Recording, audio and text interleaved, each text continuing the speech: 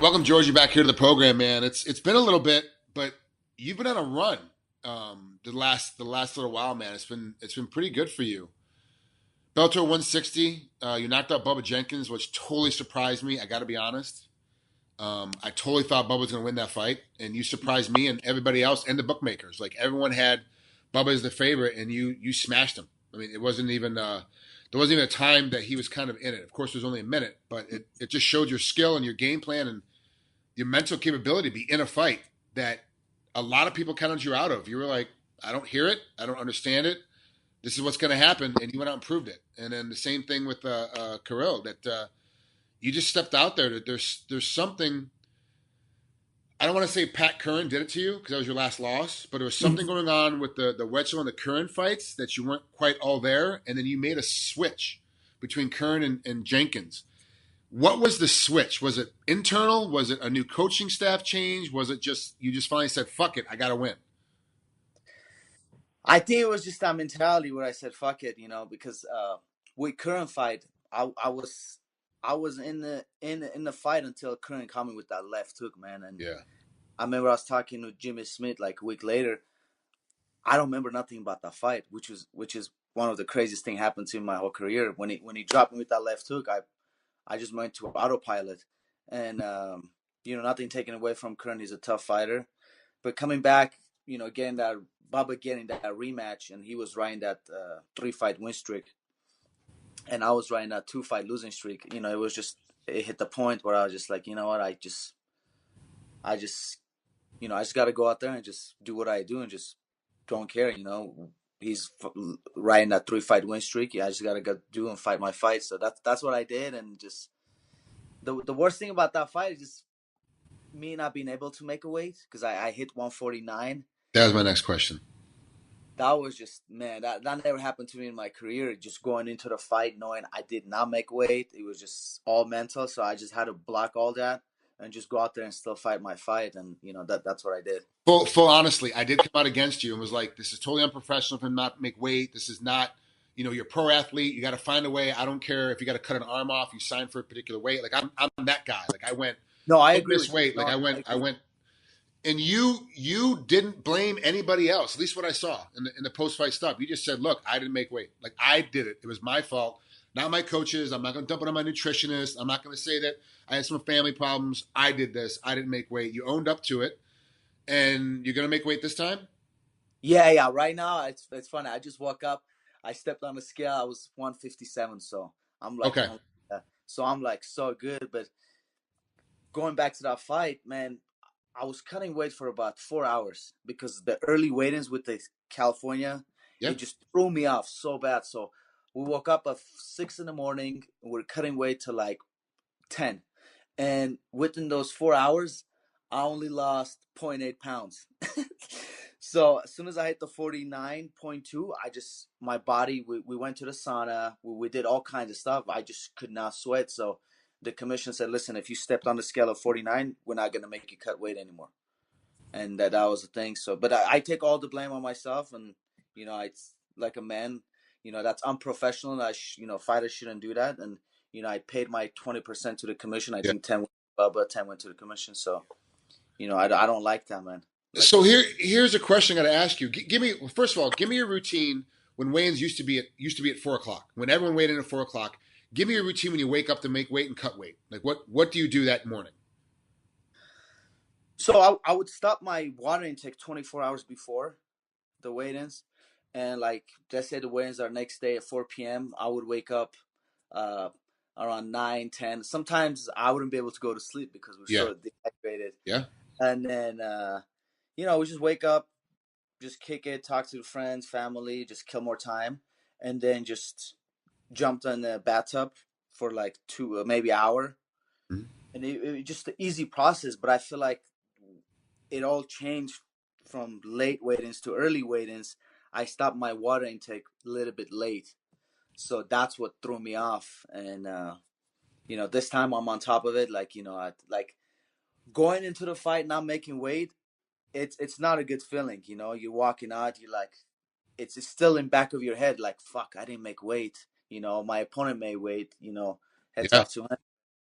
It's a big pressure, but I think that was another hurdle I had to go through in my career, which, looking forward through next fights, I'm gonna step on the scale at the You weight know, I on the want. out on the outside looking in, these early weigh-ins, like, oh, it's better for the sport, it's better for the guys because they're able to make weight. You know, a lot earlier. They have, instead of 24 hours, they have 36 hours now before the first guys are going to fight. You know, the first shift guys are going to fight. But I got to double check with fight metrics. But I think percentage wise, a lot more guys have missed weight because they have that routine. Oh I wow. wake up at like 9 or 10 because I can't sleep the night before because I'm so hungry, dehydrated, and then I start cutting weight around noon. Like for me, I'd get up, I start cutting weight at noon, and then I'd make sure I was on weight by 3 o'clock. So I'd like Yeah, dick around. Like at noon, I go down, take a shower to start waking my body up. You would sit around, talk with your friends, and hang out with yeah, your family, and then we all have this routine. Now it's like, do we get up at 3 in the morning? Do yeah. they have that That's same routine, like, or do we get up at 6 and go cut weight right away?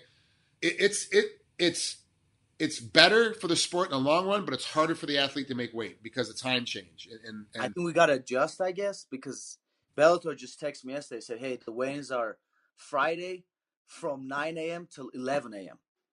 So yeah. I'm like, wow, I gotta wake up 6 or 5, like, because we check in at 9. So I'm like, So those that's, guys that, and I've always been a big guy against it. I'm a guy that's like, even with my athletes, get down to weight, make weight, get back off your weight. Like don't bounce it. Like don't go down and hold there for 24, 12 hours or whatever. The guys that seem to like, oh yeah, I wake up on weight, I cut weight the day before, and then I wake up that morning on weight. Those guys are waking up and going right to the scale and making weight. And the rest of us are like us. The rest of the guys that usually do it the old way are like, well, crap, I got to get up now at 6 to go cut weight. It's a yeah, lot more. It's a lot harder. Do you feel like that you've recovered more underneath the new system when it's time for the actual fight? yeah. I feel like, so we weighed in at last time we weighed in at like at 11. So by 5 p.m. I was already 165.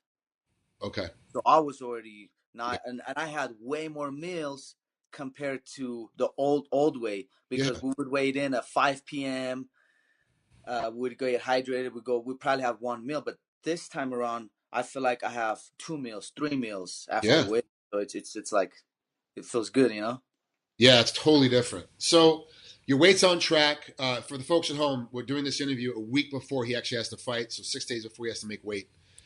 So when he says he's waking up at 57, that's actually right on par for a week before making weight. That's right in the wheelhouse. At least right now, everything looks good for making weight. But what about Sanchez? We know he's going to make weight, but what's the fight going to be like now, knowing that both of you have that 36-hour window to recover? So how do you think this fight's going to happen? Give me the breakdown of the first round. I felt like Sanchez comes to fight. Kid has a lot of heart.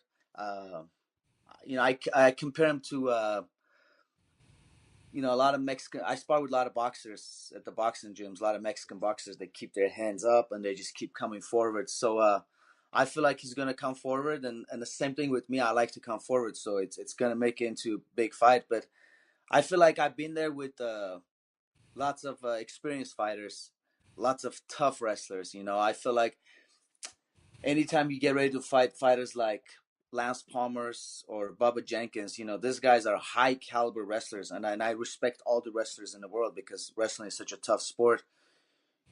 You look at your past experience and you look at this guy. Well, this guy has heart, and I feel like in MMA you can't just have heart. You got to be intelligent, you got to be clever, you got to know when to fight, when to be smart. So I'm gonna go in there to fight, but I'm gonna go in there to throw him off a lot. I have a wrestling base too. I have a lot of good submission skills, and Yeah. I know he fought Vital and Curran, but I feel like Vital and Curran are very defensive counter fighters, Yeah.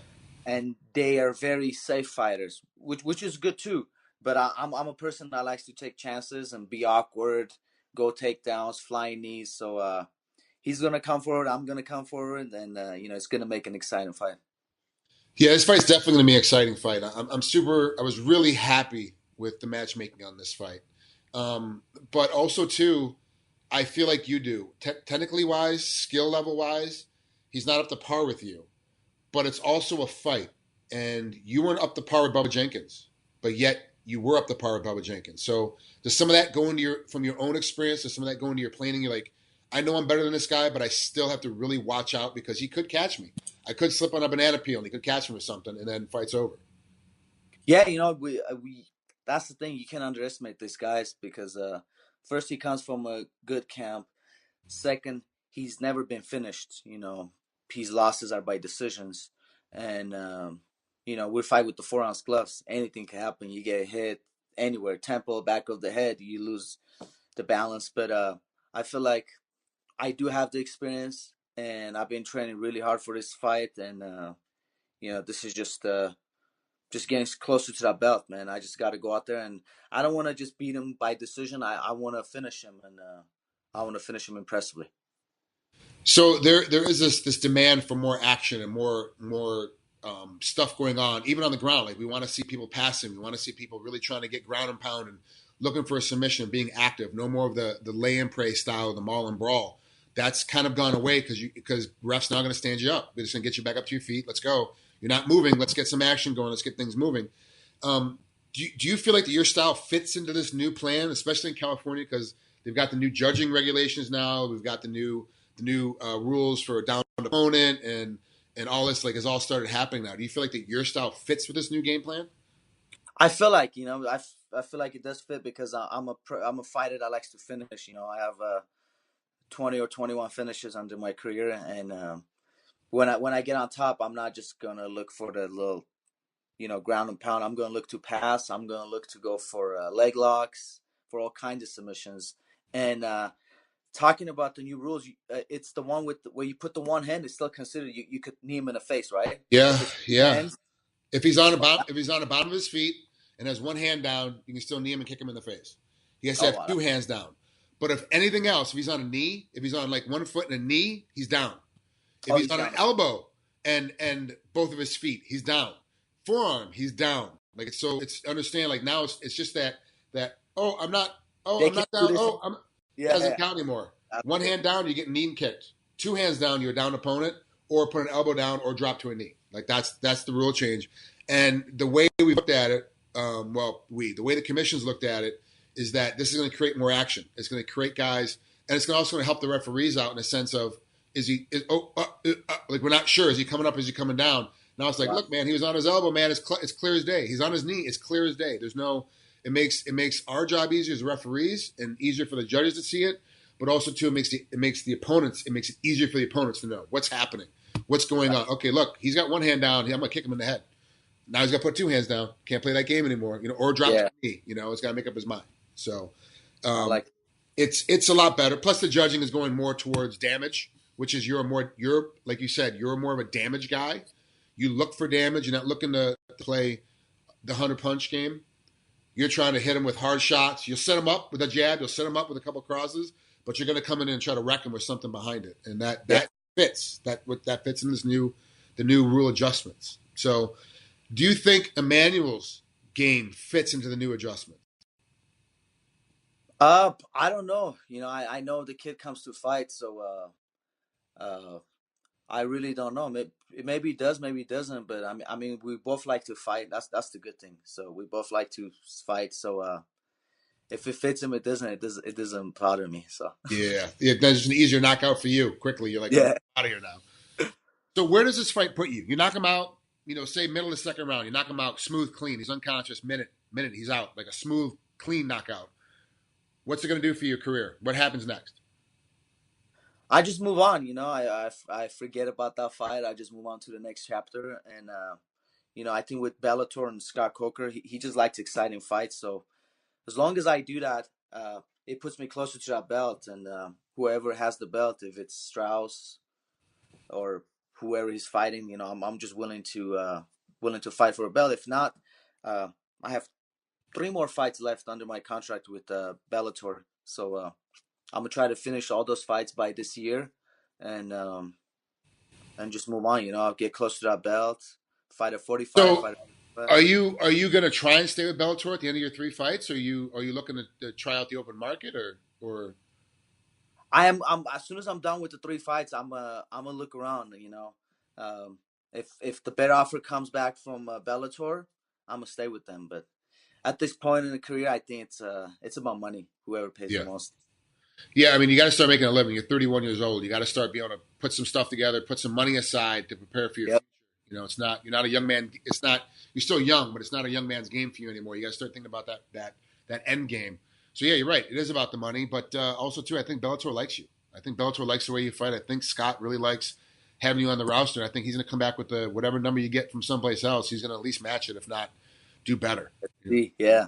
But that's just me talking. I don't know if that's true or not, but I'm just saying. You know. No, so far I like the way they treat me. So far, when I resigned with Bellator, I said, Scott, I want to stay busy. Uh, as long as I'm injury free, please keep me busy. And he kept that promise. He put me on the Israel card, and Yeah. then he put me on this card. I'm looking for that Fedor card because he's a Russian. I was born in Russia. Maybe I could get on that card, but so far I'm very happy with Bellator. Yeah, I like it. Okay.